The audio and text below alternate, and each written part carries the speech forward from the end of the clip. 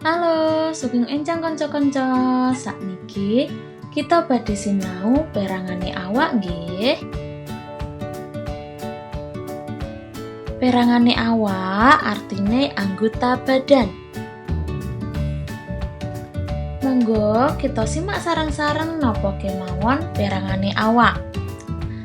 Perangane awak niku antarane sirah, irung, driji, mata, rambut, kuping, cangkem, lan sak piturute. Nah, sakniki kita badhe sinau basa kramane perangane awak.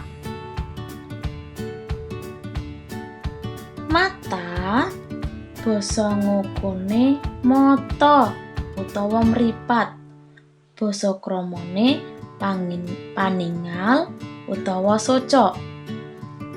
Telinga basa ngukune kuping. Basa kramane talingan. Hidung basa ngukune irung.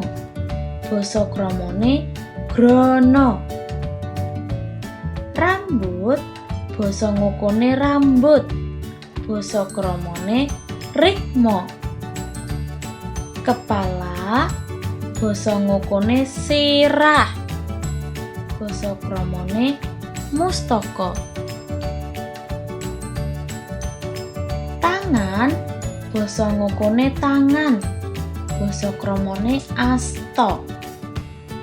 Kaki basa ngukune sikil.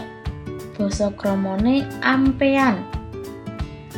Dahi basa ngukune bathuk. Basa kramane palarapan. Mulut basa ngukune cangkem. Basa kramane tutuk. Lidah basa ngukune ilat.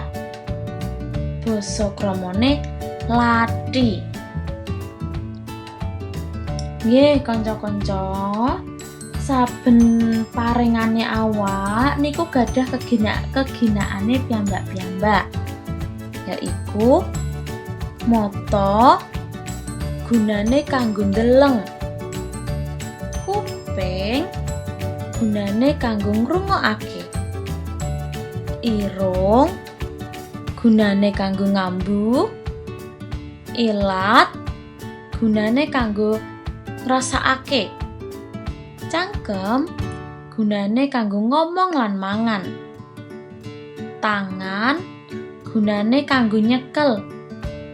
Sikil gunane kanggo mlaku lan sak piturute. Niku wau kanca-kanca perangane awak kalian keginaane. Lajeng sakniki Bu Emma gadah misi kangge kanca-kanca. Misinipun nggarap kuis wonten ing Google Classroom. Mekaten penjelasan saking Bu Emma. Matur nuwun kanca-kanca. Semangat nggih.